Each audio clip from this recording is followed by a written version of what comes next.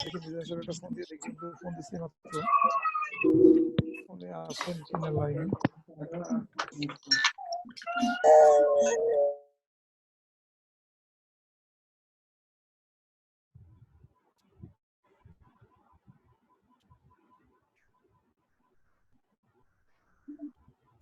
হ্যাঁ, আপনি কি অনলাইনে নাই? হ্যাঁ, লাইনে আছে, শুরু করেন স্যার, শুরু করেন স্যার, ঢুকছি তো। ওই শোনা যাচ্ছে আমার কথা? হ্যাঁ, শুনছি, দেখতেছি, okay, everything okay. Okay okay sir, thank you. আচ্ছা, আমি সবাইকে শুভেচ্ছা জানিয়ে আমার ক্লাস শুরু করছি। হ্যাঁ, আমার মনে হয় যে একজন স্টুডেন্ট বলেছে যে আমার ক্লাস একটু কঠিন লাগে। তো আসলে এই জিনিসগুলো যেহেতু আমাদের সাবজেক্টের না, এটা ম্যানেজমেন্টের একটা পার্ট, এটা আজকেই শেষ হয়ে যাবে। ম্যানেজমেন্ট অংশ থেকে আপনাকে 3-4টা কোশ্চেন তো করতে হবে, সেই জন্য এটা একটু কঠিনই লাগবে। তারপরে যতটা সম্ভব আপনাদের জন্য আমি নিজেও কিন্তু মানে একেবারে বাংলায় সহজ করে বোঝানোর চেষ্টা করছি। এখন এরপরে যদি না বুঝেন তাহলে বুঝতে হবে আপনার কোয়ালিটি নিয়ে প্রশ্ন আছে। আমার করার কিছু নাই, আপনি আপনার কোয়ালিটিটাকে ইমপ্রুভ করার চেষ্টা করবেন। এটা হচ্ছে একদম সোজা সাপটা কথা। আর এর চেয়ে সহজ করে সোজা করে পড়ানোর ক্যাপাসিটি আমার নাই। এইসব কোর্স যেগুলো আমার সাবজেক্টের না, যখন আমি নেক্সট ক্লাস থেকে আবার আর্কাইভস পড়াবো আপনাদেরকে, আর্কাইভস, তারপরে হচ্ছে কেবল ইনস্টিটিউশন ম্যানেজমেন্ট, সেখানে লাইব্রেরি আর্কাইভস, মিউজিয়ামের পার্থক্য, আর্কাইভস প্রিজার্ভেশন, এগুলো তখন আবার আমাদের কোর্সের মধ্যে পড়বে, তো একটু ইজি হবে। কিন্তু আপনি যখন সবগুলো কোর্সকে একসাথে ভাবার বা একসাথে সমান সহজ ভাবার কোনো কারণ নেই। কোনোটা সহজ হবে, কোনোটা কঠিন হবে। কোনো টিচার সহজ করে পড়াবেন, কোনো টিচার কঠিন করে পড়াবেন। তবে আমার জীবনে এই প্রথম আমি শুনলাম যে আমার কোর্সও আপনাদের কারো বুঝতে, একজন বলছেন, আমি জানি না সবার কিনা, অসুবিধা হচ্ছে। তো সেক্ষেত্রে আমি বলবো যে আপনাকে ওই বইগুলো পড়তে হবে ম্যানেজমেন্টের। আপনি আমার সাবজেক্টের এই বই পড়ে তো আপনার এই জিনিসগুলো উত্তর পাবেন না। আমি রেফারেন্স হিসাবে কিন্তু প্রথম ইন্ট্রোডাক্টরি ক্লাসে বলে দিয়েছিলাম যে দুর্গা দাস স্যারের বই আপনাকে পড়তে হবে। এগুলো হলো company related, organization based, organizational behaviour based, এগুলো লাইব্রেরি সায়েন্সের সাথে যায় না, কিন্তু আপনাকে পড়তে হবে, নাহলে আপনি ভালো ম্যানেজার হবেন না, আপনি ভালো লিডার হবেন না। আপনি ম্যানেজমেন্ট না বুঝলে পড়াইতে পারবেন না কোনোদিনই। ওই সেকেন্ড ক্লাস অফিসার হিসেবে পড়ে থাকবেন সারা জীবন, আপনাকে সবাই সাবঅর্ডিনেট হিসাবে নিবে, আপনি লিডার হতে পারবেন না, আপনি লাইব্রেরিয়ান হতে পারবেন না। কাজে এই জন্যই এই কোর্সগুলো একটু আপনাকে জানতে হবে। এটা বলেই আমি আমার কোর্সে ঢুকলাম।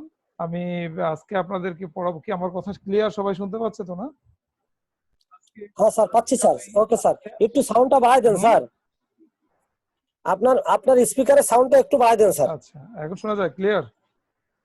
অনেক দিচ্ছি, অনেক সাউন্ড দিচ্ছি। হ্যালো, শুনতে পাচ্ছেন? Okay sir, okay sir.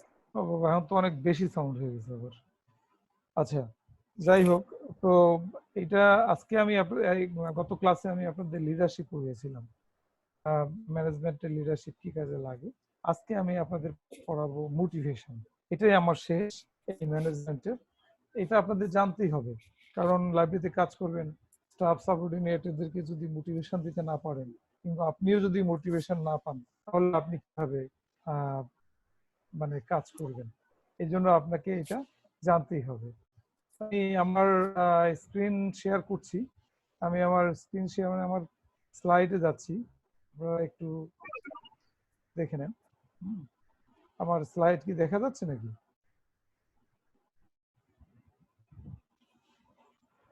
আপনারা কি আমার স্ক্রিন দেখতে পাচ্ছেন? হ্যালো, আমার স্ক্রিন দেখা যাচ্ছে? ক্লিয়ার? ওকে, জি স্যার, দেখা যাচ্ছে স্যার, ক্লিয়ার দেখা যাচ্ছে। আচ্ছা, কি লেখা আছে একটু বলেন তো দেখি।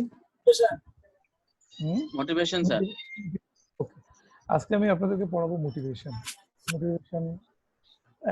যাওয়ার আগে একটু বলে নিই আপনাকে যে মোটিভেশনটা হচ্ছে অর্গানাইজেশনাল বিহেভিয়ারের, মানে একটা লাইব্রেরিতে আপনি যে কাজ করবেন সেই বিহেভিয়ারের একটা পোটেনশিয়াল পার্ট, ইনস্টিটিউশনাল কম্পোনেন্ট। এটা বাজেটের মতো, আপনার প্ল্যানিং অর্গানাইজিং এর মতো মোটিভেশন ছাড়া আপনি কখনো আপনার অধীনস্থ কাউকে কাজে ইনভলভ করতে পারবেন না, এবং তাকে দিয়ে মানে ভালো কাজ করিয়ে নিতে পারবেন না। পাশাপাশি আপনাকে দিয়েও আপনার অর্গানাইজেশন বা প্রিন্সিপাল বলেন বা আপনার হেড অফ ডিপার্টমেন্ট বলেন, সে কিন্তু আপনাকে দিয়েও কাজ করিয়ে নিতে পারবে না।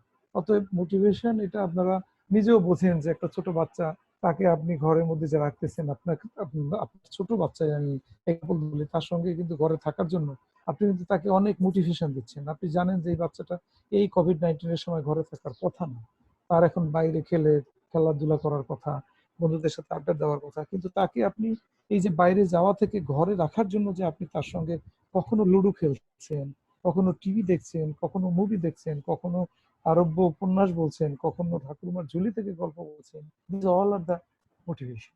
একটা সহজ বাংলায় বলি, মোটিভেশন মানে ওকে আপনি প্রণোদনা দিচ্ছেন, ওকে আপনি কখনো বলছেন আসো তো মা, আসো তো বাবা, এটা করি, বাজি লাগলাম তোমার সাথে, মানে এই যে আপনার ওকে ঘরে রাখার বা ওকে আপনার কন্ট্রোলে রাখার একটা উপায়, সেটাই হলো মোটিভেশন। এখন বিভিন্ন অ্যাঙ্গেলে আমরা এই মোটিভেশন গুলোকে করি। তো মোটিভেশন কি? Organizational motivation it's very important. আমরা দেখে নেই যে আমাদের কনসেপ্টটা কি মোটিভেশনের। খুব এক কথায় আপনারা কিন্তু, আমি যে বাংলা কথাগুলো বলি এগুলো তো রেকর্ড থাকতেছে, আপনারা সেভারাল টাইমস শুনলে এখান থেকে আপনারা লেকচার তৈরি করতে পারেন। শুনেন, আপনাদেরকে আমি বলে নিই, আপনারা you always expect that we will provide you some script, some paper sheet. That is never ever I did. আমি কখনো করি না, আমি পেপার শিট দেই একদম লাস্ট ক্লাসে, আমার শেষ ক্লাসে কিছু কিছু জায়গায় যেগুলো আপনি বুঝতে পারেন না সেগুলো, আদারওয়াইজ আপনি বুঝতে চাইবেন না, আপনি সবকিছু রেডিমেড চাইবেন, that is immaterial to me. আমার কিচ্ছু যায় আসে না, আমি বুঝাবো, আপনি বুঝেন কি বোঝেন না 10 বার আমাকে জিজ্ঞেস করেন, নো ডাউট, কিন্তু আপনাকে লিখিয়ে দেওয়ার মতো মানসিকতা বা উত্তর রেডি করে দেওয়ার মতো মানসিকতা নিয়ে আমি পড়াই না। এটা আমি কেন, আমার মনে কোনো শিক্ষকই পড়ান না। আপনি বুঝতে হবে আপনাকে যে কেন এই জিনিসগুলো ইম্পর্টেন্ট। আপনি আসছেন ওই খালি একটা স্ক্রিপ্ট পড়ে আপনি পরীক্ষা দিয়ে পাশ করে চলে যাবেন, আর ভাইবা বোর্ডে আমি জিজ্ঞেস করবো মোটিভেশন মানে কি, তখন বলবেন স্যার জীবনও নাম শুনে নেই, never, you will not get any number in viva board. So should be careful from this time. আমার কথাটা আপনারা অপ্রিয় হলেও একটু মনোযোগ সহকারে শুনবেন।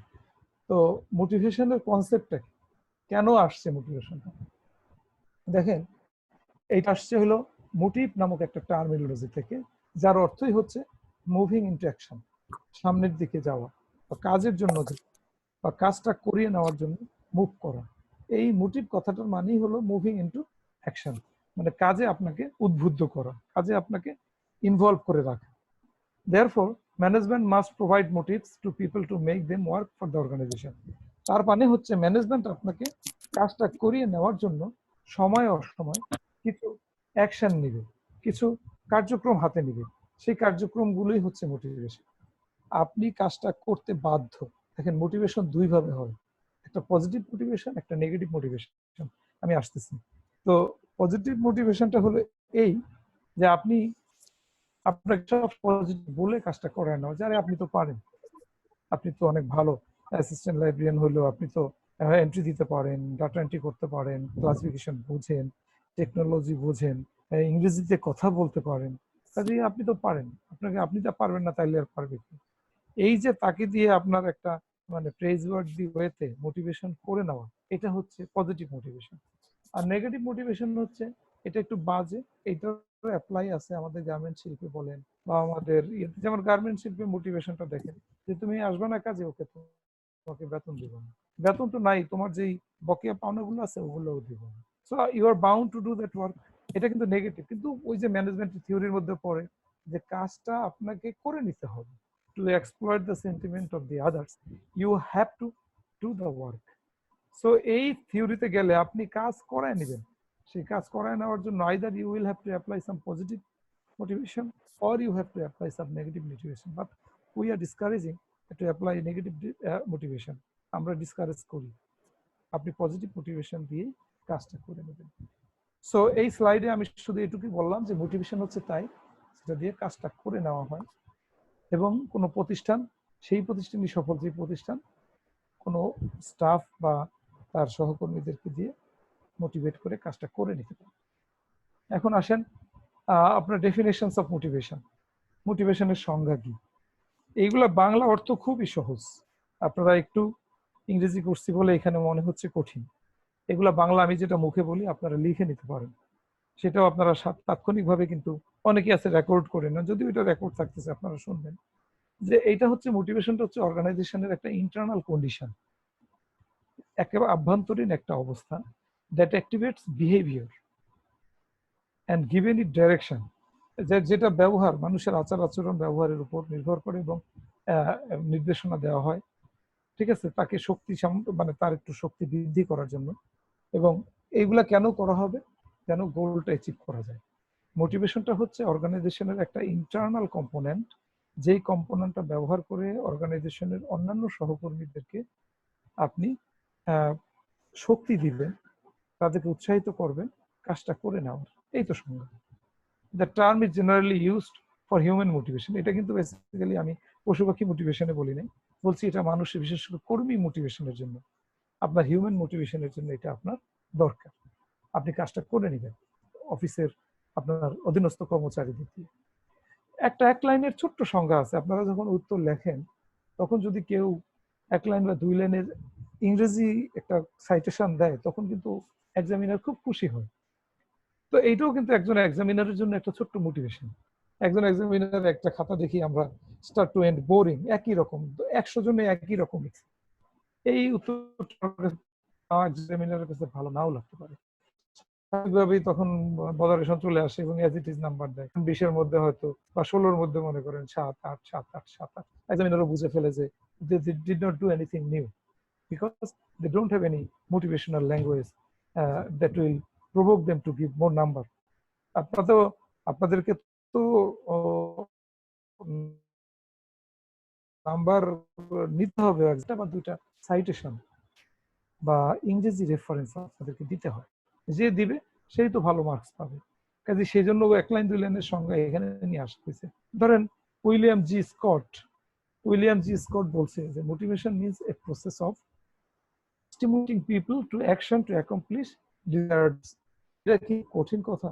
যে আমার কাঙ্ক্ষিত লক্ষ্যে পৌঁছার জন্য মোটিভেশনটা হচ্ছে একটা প্রক্রিয়া, যে প্রক্রিয়ার মাধ্যমে কাঙ্ক্ষিত লক্ষ্যে পৌঁছার জন্য একটা অর্গানাইজেশনের কর্মীদেরকে পরিচালনা করতে হয়। বাংলা করলে দাঁড়ায় যে মোটিভেশন একটা পদ্ধতি, যে পদ্ধতিতে একটা কোম্পানি বা একটি প্রতিষ্ঠানের স্টাফদেরকে উৎসাহিত করে প্রতিষ্ঠানের গোল অর্জন করতে হয়। সো অন্যগুলো আমি একটু আলোচনা করে যাই যে motivation is no doubt an essential ingredient of any organization. এটা একটা অবিচ্ছেদ্য অঙ্গ কোনো প্রতিষ্ঠানের। It is the psychological technique. দেখেন, এটা কিন্তু মনস্তাত্ত্বিক টেকনিক। আপনি যদি কর্মচারী বা কর্মীদেরকে তার সাইকোলজি না বোঝেন, তাইলে আপনি তাকে দিয়ে কাজ করাই নিতে পারবেন না। তার মন খারাপ, এই বিভিন্ন কারণে, হয়তো আল্লাহ না করুক তার বাসায় একটা ঝামেলা হয়েছে, তার বাচ্চাটা অসুস্থ, সে অফিসে এসে কাজে মনোযোগী হতে পারছে না, কিন্তু আপনি তাকে বারবার তাগাদ দিচ্ছেন যে আপনি কাজটা করছেন না কেন, কারণ আপনিও তো লায়াবেল আপনার প্রতিষ্ঠানের বসের কাছে। তো আপনি যদি তাকে কনভিন্স করতে পারেন যে স্যার আমার অধীনস্থ যিনি আছেন ওনার বাচ্চাটা একটু অসুস্থ, তাহলে তো আপনিও গুড ম্যানেজার না। আবার আপনি তাকে দিয়ে এই পরিস্থিতিতে কাজটা করে নেবেন, এটাও আপনার কাম্য না। আপনি তখন তাকে একটু সুযোগ দেন, সময় দেন, যে ঠিক আছে তুমি বাবা ভালো কাজ করো, কিন্তু তোমার আজকে বাচ্চা অসুস্থ, তুমি চলে যাও, তোমার কাজ করতে হবে না, কালকে এসে তুমি 1 ঘন্টা বেশি কাজ করো। একটা বিরাট মোটিভেশন পাইলো, সে দেখা গেলো যে তার মন ভালো হয়ে গেছে, সে ওই কাজটা তাৎক্ষণিকভাবে কিন্তু বললো স্যার ওকে আমি আপনাকে স্যার আধা ঘন্টার মধ্যে করে দিচ্ছি। কাজটা করায় নেওয়াটা একটা গুড লিডারশিপের পার্ট। তো এইটাই হচ্ছে পার্ট, যে এটা মূল কম্পোনেন্ট এটা অর্গানাইজেশনের। এটা সাইকোলজিক্যাল একটা part that really executes the plans and policies through the efforts of others. অন্যের সামর্থ্যটাকে আপনি বার করে নেবেন শতভাগ। এরপরে যেটা হচ্ছে, motivation is the most important factor of affecting modern management system. বর্তমান যে আধুনিক ব্যবস্থাপনা আছে, এটা হলো মোটিভেশন, হলো একটা অত্যাধুনিক একটা ব্যবস্থাপনা পদ্ধতি। একটু উদাহরণ দিয়ে আপনারা খেয়াল করে দেখবেন যে আমাদের বাংলাদেশে এই মুহূর্তে যে প্রাদুর্ভাবটা চলছে, আপনারা এক্সাম্পল হিসেবে এগুলো আনতে পারেন যে একটা বড় রকমের কোভিড-19 একটা বড় প্রাদুর্ভাব চলছে। এই প্রাদুর্ভাবকে কেন্দ্র করে গার্মেন্টস ফ্যাক্টরি মালিকরা তাদের মোটিভেশন দিচ্ছে।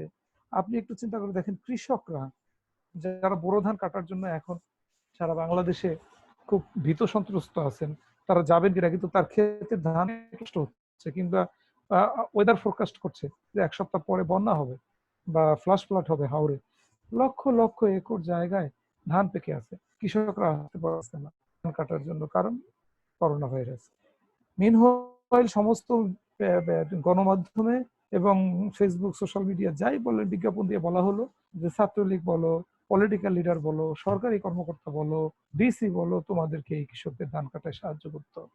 খোদ মাননীয় প্রধানমন্ত্রী যখন এই ঘোষণা দিলেন, কৃষকরা মোটিভেট হলো, অন্যেরা আসলো, চাপায় আসলো। আপনারা দেখতেছেন ধান কাটার হিড়িক। এখন কৃষকদের কিন্তু, আমাদের কিন্তু, আমরা বলতে পারি যে আমাদের যে এই দুঃখ দুর্দশা, আমাদের যে এত কষ্টের মধ্যে অন্তত খাদ্যে আমাদের যে একটা নির্ভরশীলতা, খাদ্যের উপর আমাদের যে একটা ভরসা, আমাদের কৃষকরা, সেই জায়গাটা কিন্তু সলভ হচ্ছে।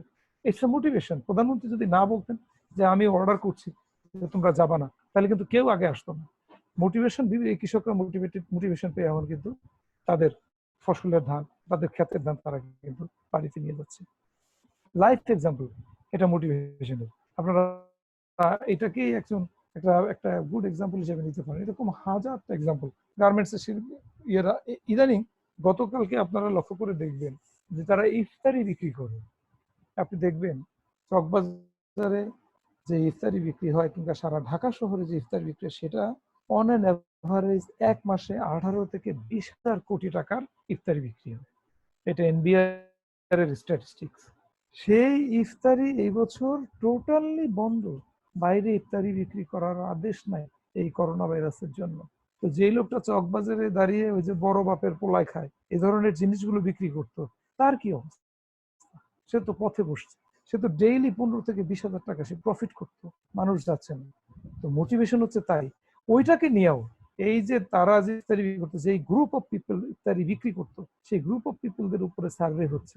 গভর্নমেন্ট তাদের উপর সার্ভে করার জন্য প্রশাসনের লোককে অ্যাসাইন করেছে যে তারা কি পরিমাণ ইফতারি বিক্রি করতো। তার আলোকে 100% না হোক, 20% যদি প্রণোদনা আমি দিতে পারি, তাহলে তারা বেঁচে যায়। এটা হলো তাদেরকে বাঁচিয়ে রাখা এই দুর্যোগকালীন সময়। এই যে মোটিভেশন না দিলে তো আমরা কেউ বাঁচতাম না। তো মোটিভেশনের এরকম একাধিক এক্সাম্পল আছে, যে এক্সাম্পল গুলোকে আপনার অনুসরণ করতে হবে প্রতিষ্ঠানের ক্ষেত্রে। এবং এগুলো বলে দেওয়ার মানে এই যে আপনি যেন এটা কার্যত একজন ম্যানেজার হয়ে বা একজন গুড লিডার হয়ে এটা অনুকরণ করেন, এটা আপনাকে মানতে হবে। Okay, I am going to my next slide. দেখেন কেন মোটিভেশন দরকার। প্রশ্ন থাকে যে একটা প্রতিষ্ঠানে মোটিভেশন দরকার কেন, প্রশ্ন থাকবে কিন্তু এটা আপনাদের, যে মোটিভেশন দরকার কেন। মোটিভেশন হচ্ছে এই জন্যই দরকার যে আপনি আপনার এমপ্লয় কোয়ালিটিটাকে উন্নয়ন ঘটাবেন, কোয়ালিটিটা বৃদ্ধি করবেন। আপনার যে অধীনস্থ লোক আছে তাদের আপনি গুণগত মানের পরিবর্তন করবেন। Reach the goals of the institution. আপনি প্রতিষ্ঠানের গোলে, লক্ষ্য অর্জনে পৌঁছাবেন একলা না, ফুল টিম নিয়ে। Extend the qualities and quantity of the product. আমি গতকালকে ক্লাসে বলেছিলাম, গত ক্লাসে, যে আপনার মূল লক্ষ্য হচ্ছে প্রোডাক্ট অ্যান্ড সার্ভিস। একজন গুড ম্যানেজারের লক্ষ্যই হচ্ছে প্রোডাক্ট অ্যান্ড সার্ভিস। সেই প্রোডাক্ট অ্যান্ড সার্ভিসের কোয়ালিটি যেন ভালো থাকে, এটার জন্য আপনাকে মোটিভেশন দিতে হবে। এবং কি করতে হবে, একটা ইন্টারেস্ট তৈরি করতে হবে।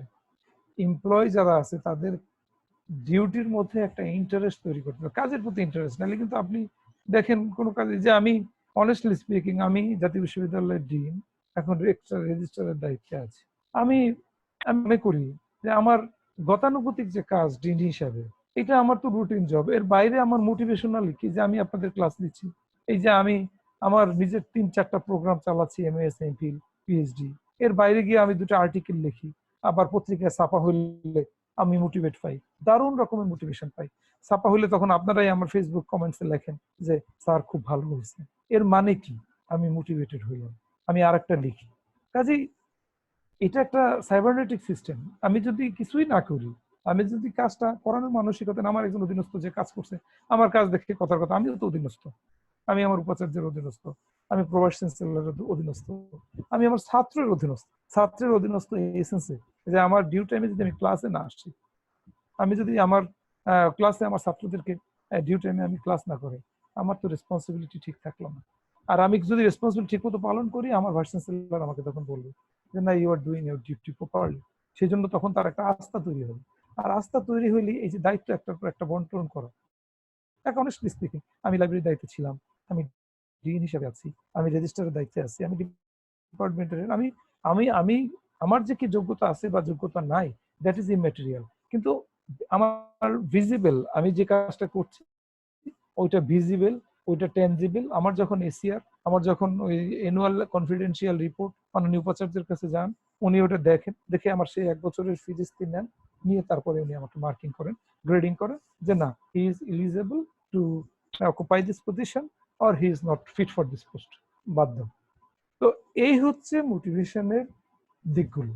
মোটিভেশন এই জন্য যে আপনারা ক্লাস করতে আসছেন, আপনাদের এখন পরীক্ষার খাতায় আপনারা লিখবেন, আপনার টিচার আপনার এই যে এক্সাম্পল, আমি যদি আমার খাতায় আমারই ছাত্রের উদাহরণ আমার এক্সাম্পলই দেখি, আমি মোটিভেটেড হব। অন্যটা লিখলে কেটে দিব তা না, কিন্তু আমি ধরে নিব যে আমার ছাত্র আমার ক্লাসগুলো করছে এবং তার বাইরে গিয়েও সে আরো কিছু জিনিস আত্মস্থ করছে। সো চারটা মোস্ট ইম্পর্টেন্ট কারণেই আপনি মোটিভেশন দিবেন স্টাফদেরকে। একটা হচ্ছে কর্মীর কোয়ালিটি বৃদ্ধির জন্য, আরেকটা হচ্ছে অর্গানাইজেশনের গোল অর্জনের জন্য, আরেকটা হচ্ছে সার্ভিস এবং প্রোডাক্টের কোয়ালিটি যেন বৃদ্ধি পায় তার জন্য, আরেকটা হচ্ছে আপনার স্টাফ যেন দায়িত্ব নিয়ে কাজ করে সেই উৎসাহ বোধটা আপনি তাকে, সেই ইন্টারেস্টটা আপনি তৈরি করে দিন। এই চারটা। I am going to my next slide. দেখেন, এটা একটা প্রসেস। আমি অনেস্টলি স্পিকিং আপনাদের ক্লাসের জন্য আমি আবারও বলি, যে পরিমাণ পড়াশোনা আমাকে করতে হচ্ছে, আমি আমার নিজের এই ক্লাসের জন্য এই পড়াশোনা করি, প্রমিস। বিকজ আমার এই জিনিসগুলো মাথা থেকে আমি বলি, আপনাদেরকে আমি একটু সহজ করার জন্যই ওই বড় অংশ থেকে কিছু সাব সেকশন এনে এনে আপনাদেরকে আমি বোঝানোর চেষ্টা করি। দেখেন, এই প্রসেসটা একটু খেয়াল করেন আপনি। এই প্রসেসটা হলো ফিল্ড নিড মোটিভ। দেখেন, আপনি মনে করলেন যে আপনার একটা, সবার আগে আপনি এখানে দেখেন একটা প্রতিষ্ঠানের গোল আছে, এই গোলে পৌঁছানোর জন্য এটা দেখেন আপনার মোটিভেশন দেওয়া দরকার আছে। আপনি কি করলেন তখন? Choice of behaviour to achieve goal. আপনি আপনার কর্মীদের ব্যবহারটাকে আপনি একটু সাইকোলজিক্যাল অ্যানালাইসিস করে নেন। কে কেমন? আমার আন্ডারে 80 জন কর্মকর্তা আছেন, 80 জন কর্মকর্তা এবং কর্মচারী জাতীয় বিশ্ববিদ্যালয়। আমি নর্মালি যেটা করি সেটা হচ্ছে যে আমার ধরেন 15 থেকে 16 জন ডেপুটি আছে, অ্যাসিস্ট্যান্ট ডেপুটি আছে প্রায় 22 জন, তারপরে ধরে নেন আপনার সেকশন অফিসার আছে তাও প্রায় 20-22 জন, তারপরে ইউডিএ, এলডিএ এবং এমএলএসএস। তো সব মিলিয়ে প্রায় 80 থেকে 90 জন কর্মকর্তা কর্মচারী রয়েছে। এখন এদেরকে আমার ক্যাটাগরি করতে হয়, আমি জানি কোন কাজটা কে ভালো, নাইলে আমি কিসের ম্যানেজার। আমি যখন দেখি আমার একটা বাজেট তৈরি করতে হবে, আমি যাই, আমার একজন ডেপুটি আছে যিনি সবসময় অ্যাকাউন্টসের এবং খুব ভালো বোঝেন আমার সেকশনেরই, আমি তাকে বলি আপনি আর এই কাজটা করবেন। আমি যখন দেখি যে না, এটা একটু ডিফারেন্ট ক্যাটাগরির, একটা স্টুডেন্টের মাইগ্রেশন সার্টিফিকেট লাগবে, মাইগ্রেশনের জন্য দায়িত্ব দেওয়া আছে, আমি তাকে দিই। আর অ্যাডমিশন সেলের জন্য অ্যাডমিশন, একটা ছেলের অ্যাডমিশন রিএডমিশন হয়েছে, কোনো কারণে তার অ্যাডমিশন বাতিল হয়ে গেছে, আবার সে রিএডমিটেড হবে, সময় আছে, সব ক্রাইটেরিয়া ফুলফিল করা আছে, আমি অ্যাডমিশন সেলে বলি পার্টিকুলার কাজ, এক কাজে সবাইকে ডাকা যাবে না, different responsibility should be produced on the different stuffs, আলাদা আলাদা করে আপনাকে ভাবতে হবে। ঠিক এইটা মাথায় নিয়ে আপনি তখন অর্গানাইজেশনের গোল কে মাথায় রেখে আপনি স্টাফের বিহেভিয়ারগুলোকে মনে রাখবেন, এরপরে আপনি আগাবেন ওই গোল অর্জনের জন্য। আগাইতে গিয়ে আপনি দেখলেন যে আপনার স্যাটিসফ্যাকশন অফ নিড, আপনার স্যাটিসফ্যাকশন দরকার, চাহিদা দরকার, ওইটা কাজটা সবাইকে দিয়ে হবে না। আপনি বুঝে গেছেন যে 10 জনের মধ্যে 5 জনে ভালো পারছে আর 5 জন এই কাজটা, যেটা আপনি পার্টিকুলার একটা কাজ গেছেন, ওই 5 জন বাদ না, তাদেরকে তাদের কাজে বহাল রাখেন, অন্য 5 জনকে আপনি বললেন তোমরা এটার জন্য এক্সট্রা একটা ইনসেনটিভ পাওয়া, এই কাজটা একটু করে দাও, এটা খুব জরুরি এবং তারা আছে, এই কয়েকদিন তোমার দিনে রাতে কাজ করতে হবে, অতএব এটা করে দিলে তোমাকে আমি একটা এক্সট্রা একটা বোনাস বা এক্সট্রা একটা তোমাকে আমি একটা রেমুনারেশন দিব।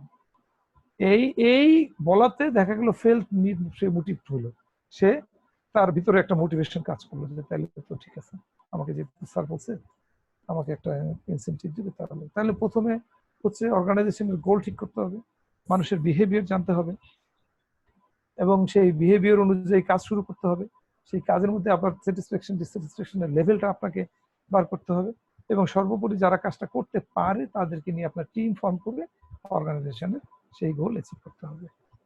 তো এটা একটা প্রসেস, এই মোটিভেশনটা। এরপরে আসেন আপনি টেকনিকটা দেখেন কিভাবে আপনি করবেন। দুইটা উপায় আছে মোটিভেশনের, দুইটা উপায় অ্যাপ্লাই করার, এগুলা কিন্তু জানতে পারলে কাজ দিবে, শিখার আগ্রহ থাকলে, আর শিখার আগ্রহ না থাকলে কোনোদিন কাজ দিবে না। যেমন ধরেন আপনি কোন দুই উপায়ে এই মোটিভেশন গুলাকে আপনি অ্যাচিভ করতে পারবেন? কি টেকনিক? একটা দেখেন self motivation technique. Self motivation মানে আপনি নিজেই নিজে এই টেকনিকটা বার করবেন আরেকজনকে মোটিভেট করা। একটা হচ্ছে জেনারেল মোটিভেশন টেকনিক, যেটা একদম সাধারণ 8-10 জনে করে, আপনিও তাই করবেন। তো এই জন্য লিডারের কিছু কাহিনী থাকতে হয়, কিছু এক্সট্রা কোয়ালিটি থাকতে হয়, যে কোয়ালিটির উপর ভিত্তি করে উনি সেলফ মোটিভেটেড করবেন আর জেনারেল মোটিভেশন করবেন। তো আমরা একটু দেখে নেই সেলফ মোটিভেশন কোনগুলা। দেখেন, একটা কথার অর্থ এখানে অনেক, প্রোঅ্যাক্টিভ দেন অ্যাক্টিভ। মানে কি? আপনাকে ডাকে কাজের জন্য, এটা কিন্তু ভালো না, আপনি নিজে যাবেন, এটাই কিন্তু সবাই চায়। মোটিভেশনের সবচেয়ে বড় দিক হচ্ছে আপনাকে একজন কর্মকর্তা বা একজন অফিসার বা আপনার সিনিয়র কেন আপনাকে এত পাত্তা দিবে? পাত্তা দিবে শুধু এই জন্য যে আপনি আপনি প্রোঅ্যাক্টিভ রাদার দেন অ্যাক্টিভ। মানে আপনি কাজটা করার জন্য আগে একবারে যান, এটা হচ্ছে আপনার একটা গুণ। এটা সেলফ মোটিভেশন হইতে হয়। তারপরে কি আছে আপনার ভিতরে? আপনার learning smart language and new technology. আপনি সবসময় আপডেট থাকেন, আপনি ইংরেজি বলতে পারেন খুব ভালো, স্মার্ট, এবং আপনি প্রযুক্তিতে খুব ভালো। আপনার আর কিছু লাগে? সবাই, কর্মকর্তা বলেন, কর্মচারী বলেন, সবাই আপনার আপনার সাহায্য নেবে। কারণ আপনি কি খেয়াল করেন, আপনি সবার আগে, ডাকার আগে আপনি যান, প্রোঅ্যাক্টিভ, মানে আপনি আরো আশায় থাকেন না।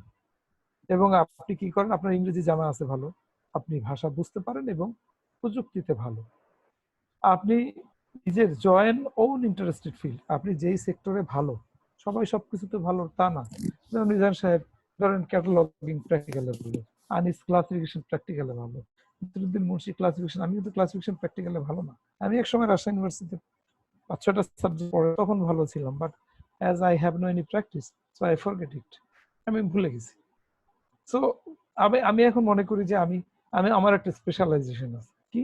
আমি লাইব্রেরি সায়েন্সের একটা বিশেষ সেক্টরে আমি কাজ করি। যেমন আমার ফিল্ডই হচ্ছে, একেবারে ফিল্ডই হচ্ছে অটোমেশন। আমার পিএইচডি হচ্ছে automation, automation of information science.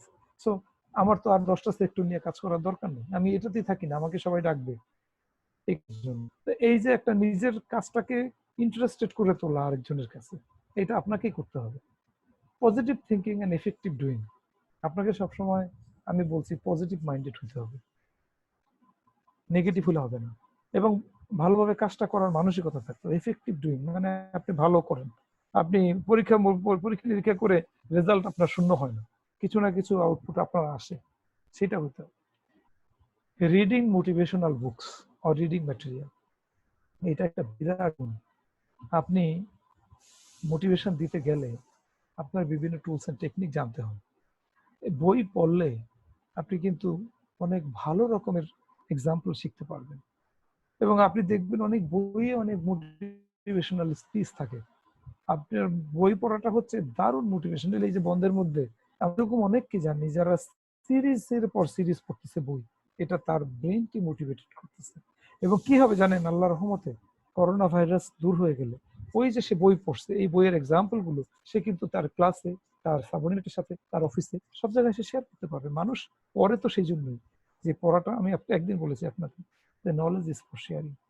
যত টু রিড টু লার্ন, যত পড়বেন তত শিখবেন। এটাকে ইংরেজিতে বলে টু রিড টু লার্ন। আপনি না পড়লে শিখতে পারবেন না। তো কাজে এই রিডিংটা একটা motivational speech. Attending motivational seminars and lectures, আপনাকে অবশ্যই মোটিভেশনাল সেমিনার এবং লেকচারে অ্যাটেন্ড করতে হবে। এটা হলো সেলফ, আপনি নিজে, সেলফ টেকনিক, আপনি নিজে কি কি করতে পারেন এইটা আপনাকে মনে রাখতে হবে। আপনি নিজে ল্যাঙ্গুয়েজ শিখবেন, প্রযুক্তি শিখবেন, আপনি নিজে প্রোঅ্যাক্টিভ হবেন, আপনি নিজে বই পড়বেন, আপনি নিজে যেগুলো রিডিং ম্যাটেরিয়াল আছে সেগুলো জানবেন ভালো করে, আপনি নিজে সবসময় পজিটিভ চিন্তা ভাবনা করবেন, এবং বিভিন্ন সেমিনার সিম্পোজিয়ামে অংশগ্রহণ করে আপনার কোয়ালিটিটাকে বাড়ায় নেবেন। জেনারেল মোটিভেশন টেকনিকটা কি দেখেন, জেনারেল মোটিভেশনটা এটা ইন জেনারেল, এটা আপনি আমি আমরা সবাই, আমরা আপনারাও করেন, সবাই করি আমরা। যখন আমাদের কোনো টেকনিক থাকে না, টুলস থাকে না, সেলফ মোটিভেটেড, তখন আমরা জেনারেল মোটিভেশন টেকনিক্স গুলো অ্যাপ্লাই করি। সেটা কি? এক নজরে গিভ জেনারাস রিওয়ার্ডস, যেটা দেখেন আমরা জাতীয় বিশ্ববিদ্যালয়ের একটা গোপন তথ্য আপনাদের দিয়ে দিই, রেকর্ড হচ্ছে আমি জানি, তারপর আপনাদের বলি। সেটা হচ্ছে ধরেন জাতীয় বিশ্ববিদ্যালয়ে 2টা পরীক্ষা হয়। এটা ব্যাংকের এক্সাম্পল অনেকটা তাই, যে বিশ্ববিদ্যালয়ের আন্ডারে আমরা 120টা পরীক্ষা কন্ডাক্ট করি এক বছরে। আমরা এক বছরে 120টা পরীক্ষা কন্ডাক্ট করি সারা বাংলাদেশে এক বছরে।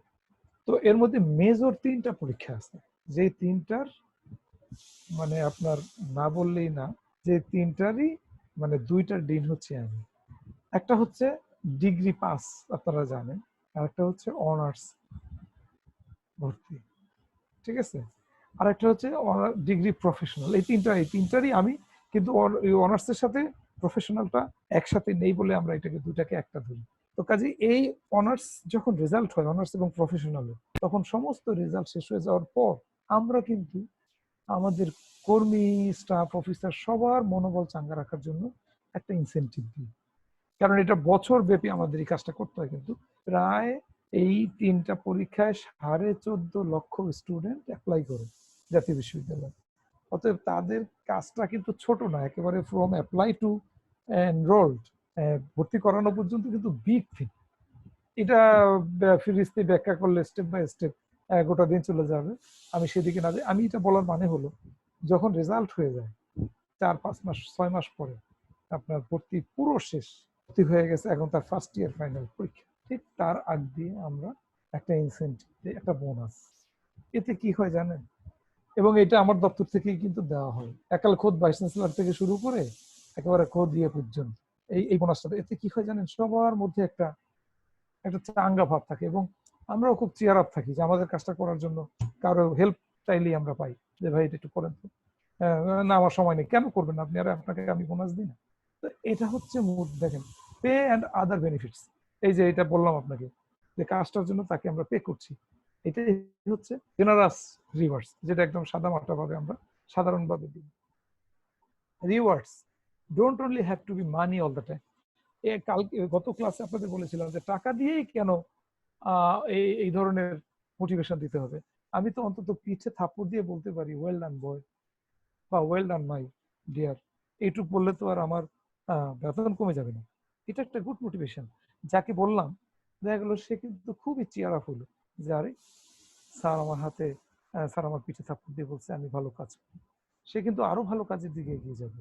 কাজে এইটা কিন্তু করতে পয়সা লাগে না, কাজে এটা আপনাকে করতেই হবে, যে থ্যাংক ইউ বলা কাউকে বা ওয়েল ডান বলা কাউকে।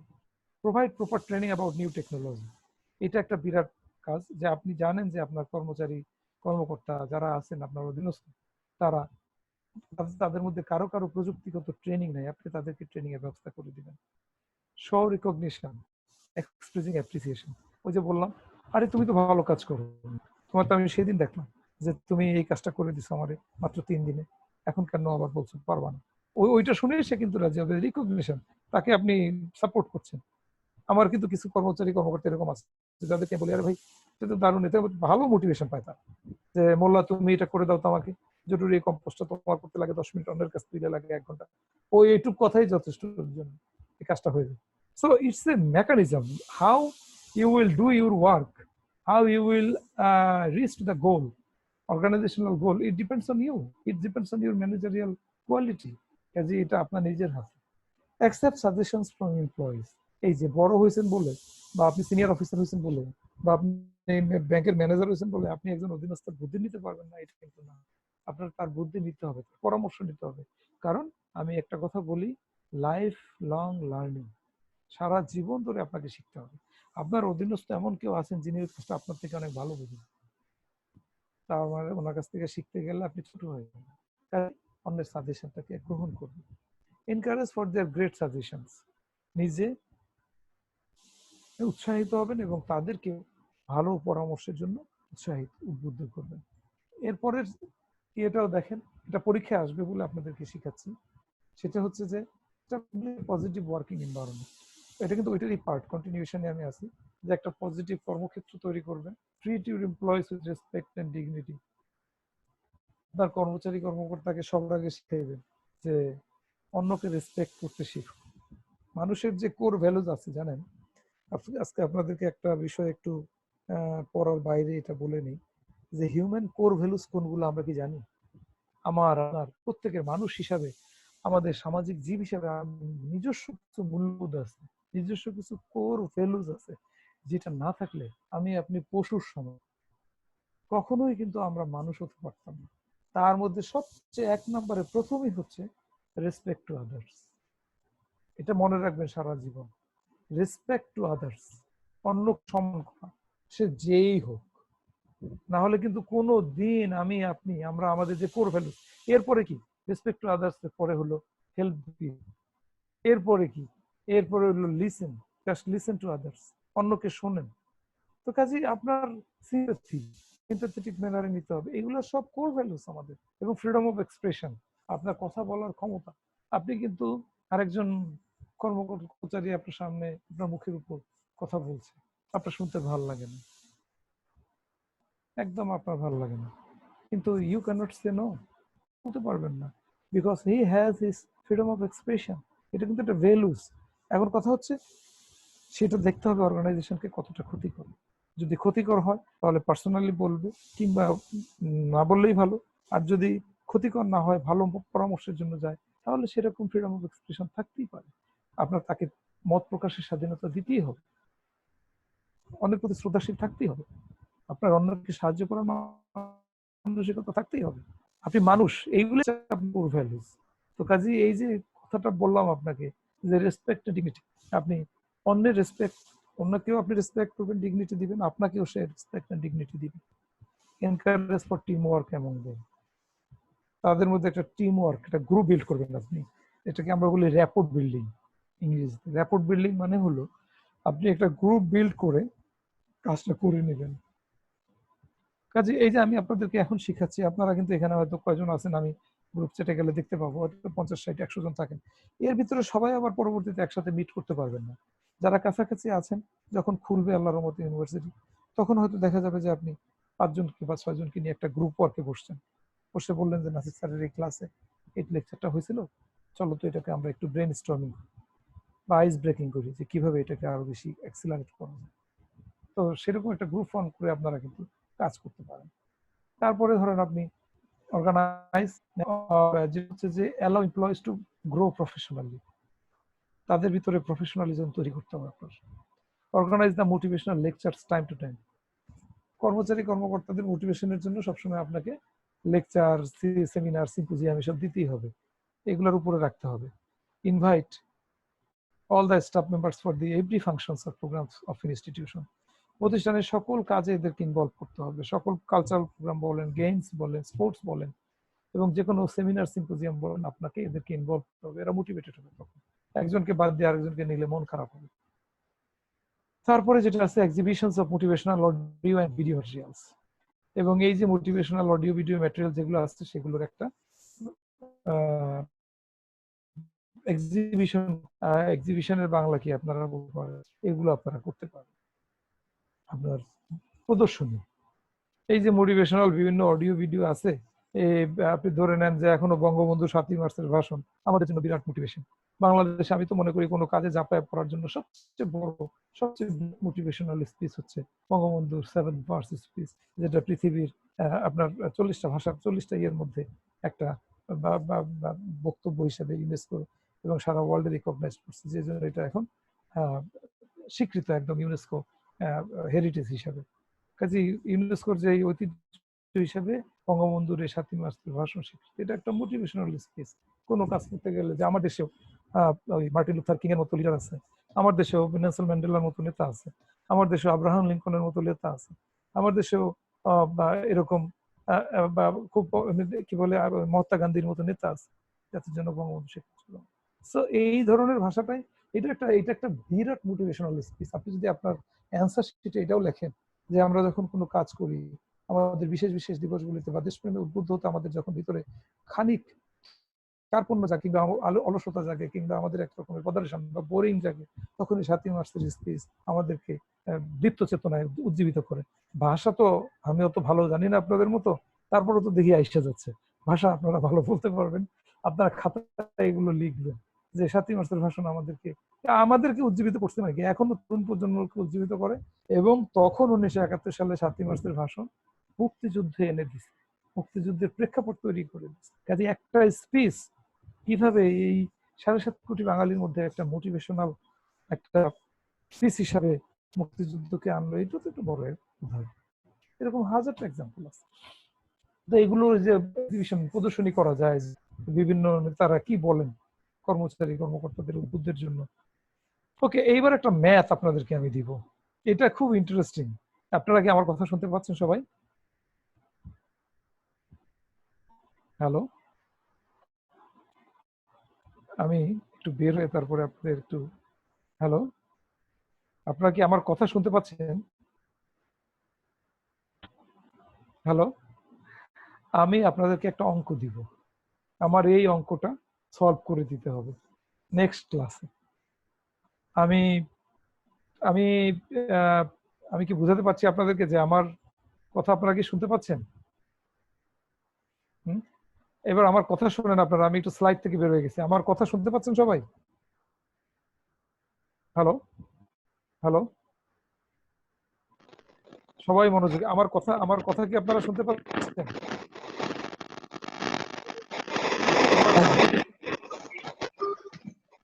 স্যার শুনতেছি স্যার, শুনতেছি স্যার। আচ্ছা আচ্ছা, মিলন ভাই, আমি একটা কথা বলি, এবার আমি একটা অঙ্ক দিব। অঙ্ক, আমি আমার স্লাইডে যাচ্ছি, স্যার অঙ্ক দিব। অঙ্ক হ্যাঁ হ্যাঁ সবাই ওই আমার স্লাইড থেকে অঙ্কটা খাতায় তুলবে।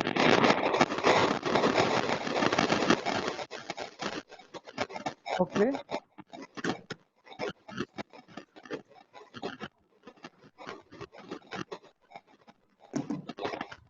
হ্যালো, হ্যাঁ স্যার বলেন স্যার। আপনারা কি দেখতে পাচ্ছেন আমি যে আপনাদেরকে একটা অঙ্ক দিব, এই অঙ্কটা কি দেখা যাচ্ছে? যাচ্ছে স্যার। পুরো দেখতে পাচ্ছেন? হ্যাঁ স্যার পুরো। ওকে, এটা একটু তুলে নেন সবাই। স্যার এত সময় লাগবে স্যার কি? না, স্ক্রিনশট নিয়ে নিবে সবাই, মোবাইলে ছবি তুলে দিবে। টেকনিক্যাল কমিটি এটা স্ক্রিনশট নেন স্যার, এটা পুরো। হ্যাঁ হ্যাঁ, এটাকে মোবাইলে ছবি তুলে দিতে হবে, এটা দিতে হবে। হ্যাঁ,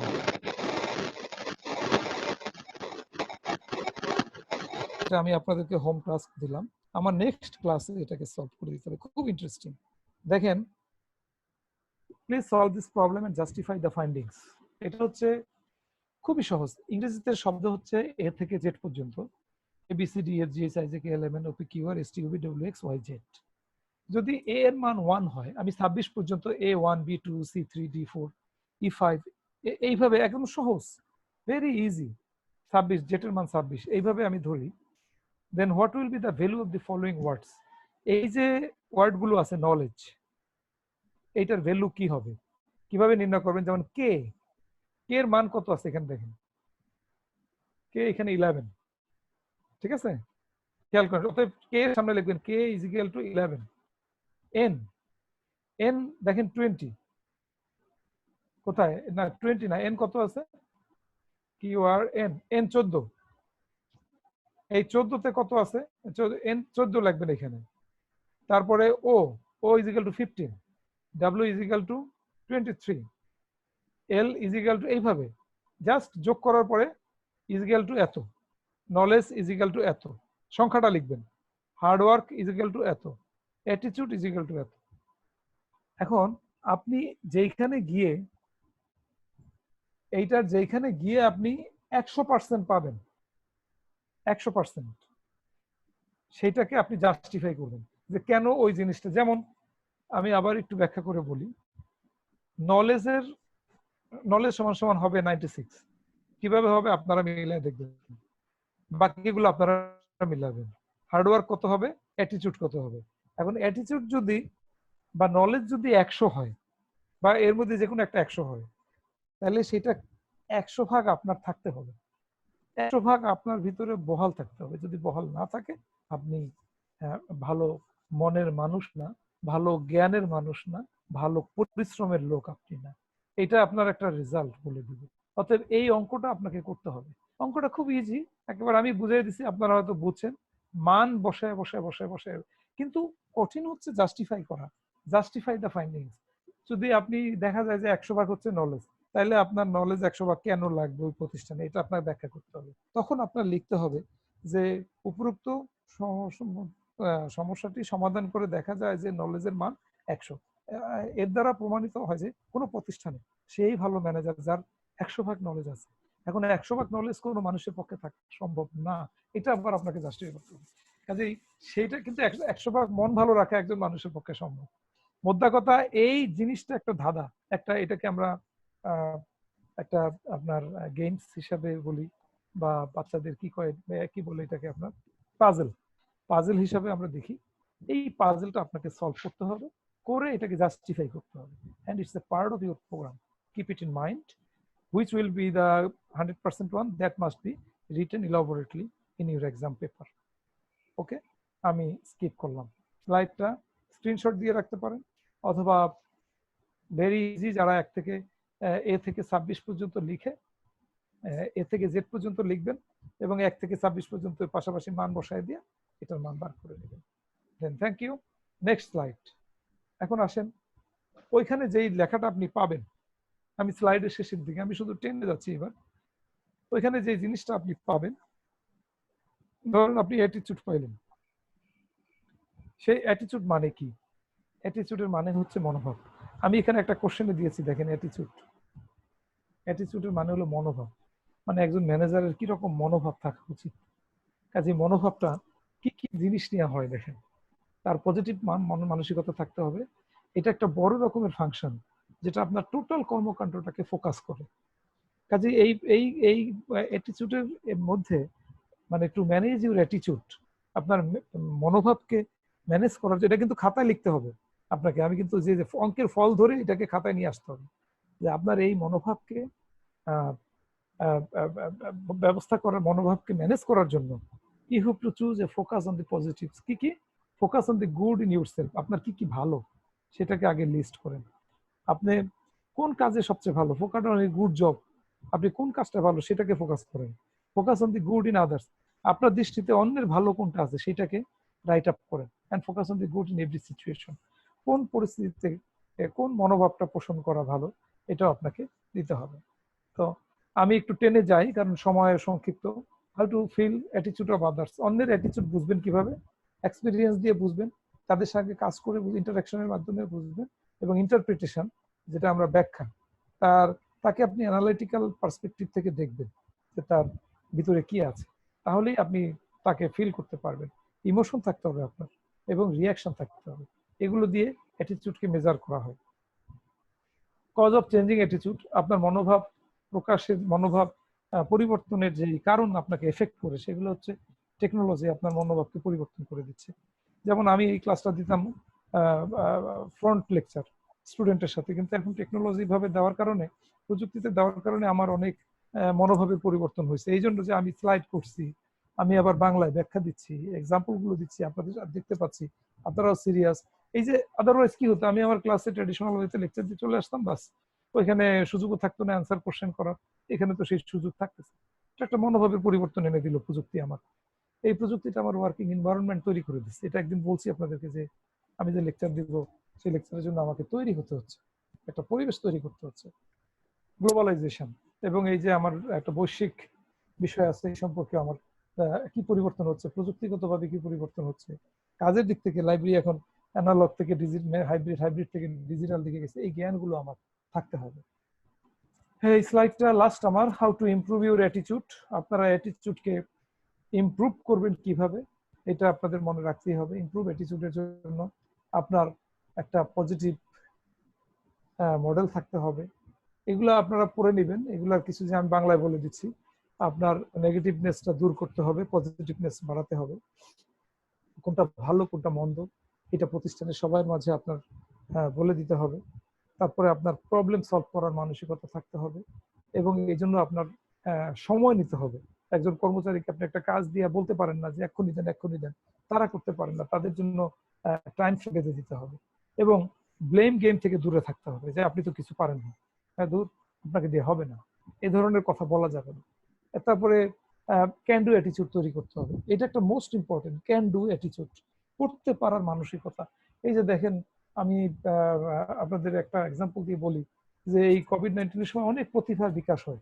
আপনারা ফেসবুকে কবিতা পড়েন, এমন এমন লোকের যারা জীবনে 2 লাইন লেখাও নেই, কিংবা আবৃত্তিও করে না, কিন্তু ঘরে বসে থাকতে থাকতে সে হয়তো তার কোনো একটা কারণে প্রতিভার বিকাশ ঘটছে, তো সুযোগ আসছে তার, সে সেটাকে মিউজিক দিচ্ছে, আবৃত্তি করছে, তারপরে আবার সোশ্যাল মিডিয়ায় দিচ্ছে, নানা রকমের কাজে ক্যান ডু, আপনার ভিতরে না পারার মানসিকতাটা দূর করে এটা ক্যান ডু অ্যাটিটিউড তৈরি করতে হবে।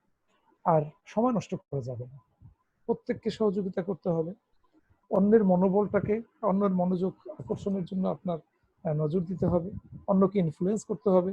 Leaders R attitude spares two always live with them, একেবারে গ্লোবালি আপনাকে ধারণ করতে হবে সারা বিশ্বে এখন কি হচ্ছে সেটা।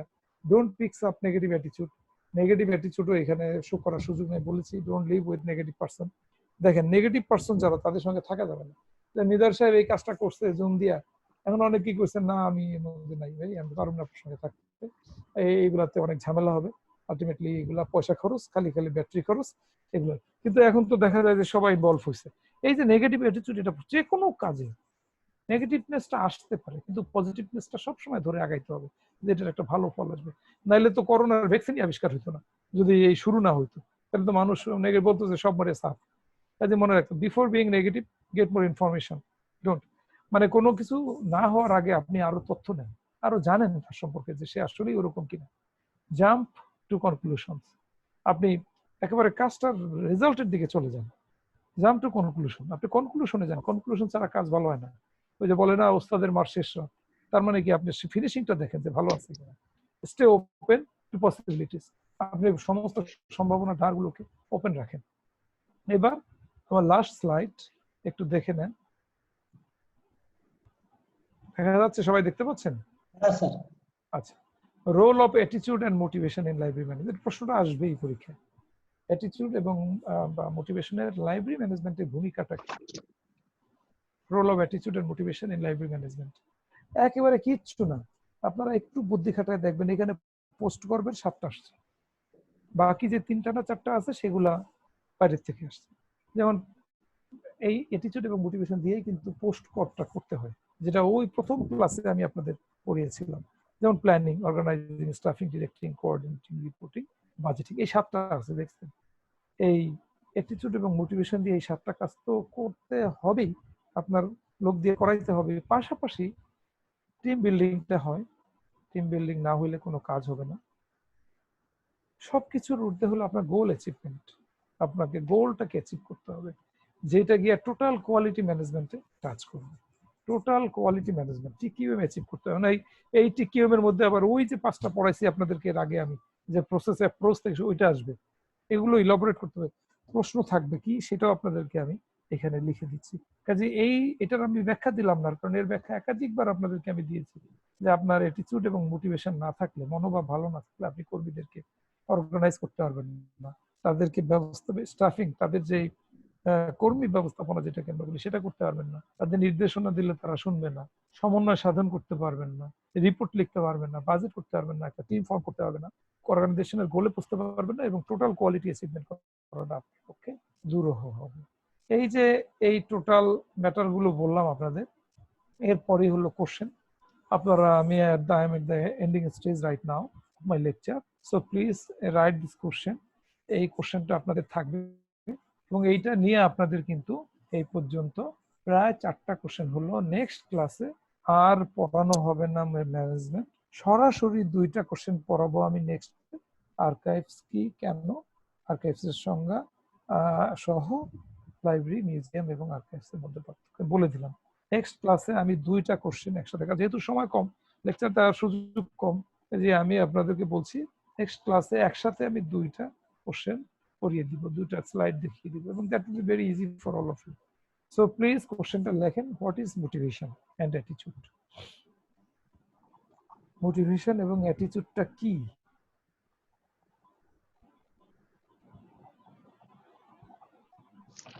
Describe the role of both of them, তাদের উভয়ের ভূমিকা বর্ণনা করো in the job satisfaction of library management. Library ম্যানেজমেন্টের জব স্যাটিসফ্যাকশনের ক্ষেত্রে বা গ্রন্থাগার ব্যবস্থাপনায়, চাকরি, এটা বাংলা করলে কি দাঁড়ায়, যে গ্রন্থাগার ব্যবস্থাপনার চাকরিতে সন্তুষ্টি অর্জনে এই মোটিভেশন এবং অ্যাটিটিউডের ব্যাখ্যা করেন বাংলা।